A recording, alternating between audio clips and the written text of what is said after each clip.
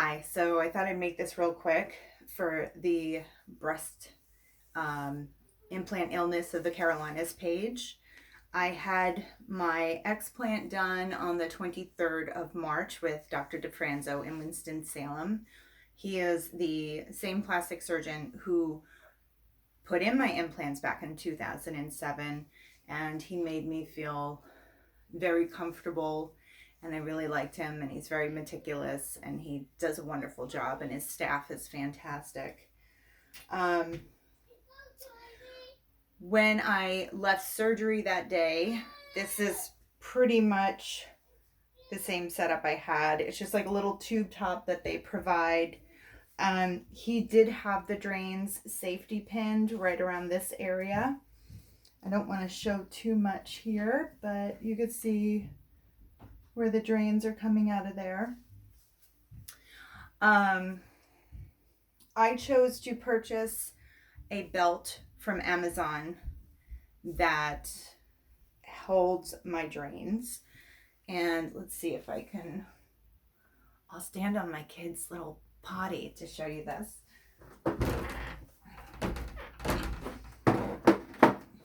Maybe this will work. Okay, so this is what I have. Each drain goes into it. It has a little adjusting strap here. I have sat in a bath already, and when I did that, I popped this up over my boobs. So I was able to clean the lady bits. One thing to remember when you're wearing the belt, and this is so important, especially when you're like a little high on pain meds. When you go use the bathroom, there are two things you want to chant to yourself. One, pull the belt up before you pull your pants down. Pull belt up before you pull your pants down. Otherwise, you're going to yank on them. And I can tell you from experience, it's not as bad as it sounds as long as you don't pull too hard, because I think they go in there pretty deep. But it's a little scary. Now, this particular belt that I got also came with this that you can wear around your neck, and you can adjust. I never use this. I didn't like the idea of something kind of hanging in front of me, or maybe even putting pressure where I'm pretty tender. But for the same price that most belts were, this had both options for less than $20, I believe. And I will leave the link if you're interested in getting it. The other thing to remember about this one, this piece kind of hangs down a bit. And I thought about putting this part in the back, but I didn't want this hard plastic leaning up against me. I thought it would be pretty uncomfortable. But there's a couple times I've sat on the potty and this thing's dangling between my legs. So you have to remember to lift belt, pull pants down, make sure this is out of the way before you tinkle, and then take care of business. Okay. Now on to the one trick that I figured out that was really helpful to me when I was milking the drains. Let me get this out of the way.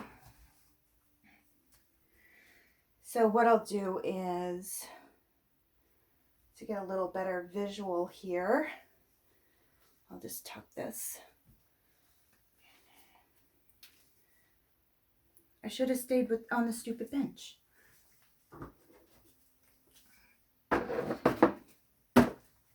Okay, so when it's time for you to milk your drains,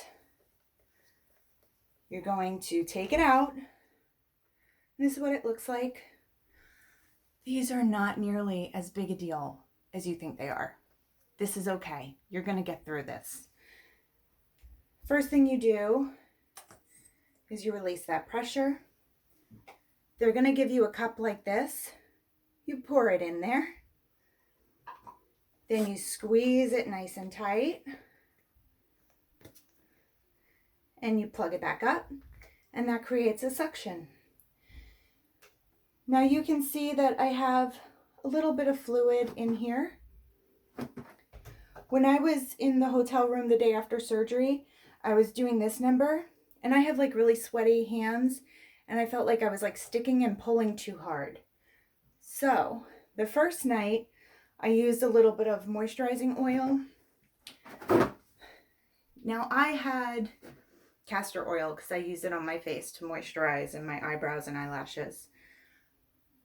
If you are going to use an oil, make sure it's almond oil, coconut oil, something like that. It has to be natural.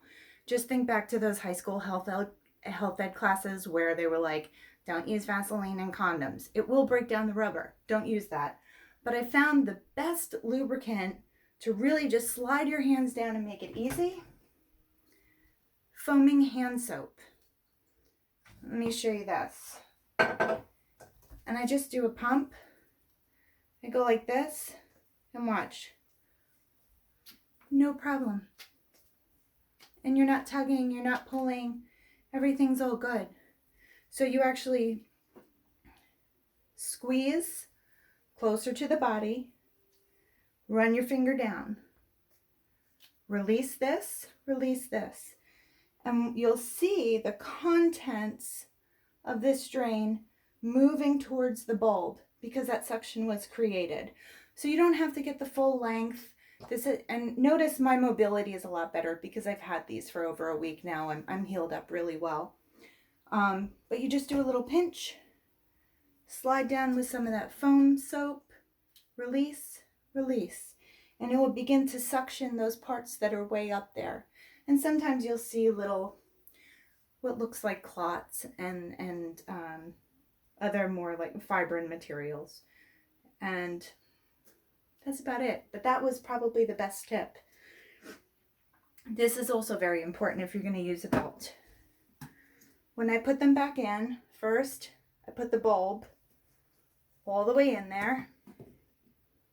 Then you see this extra that's hanging down.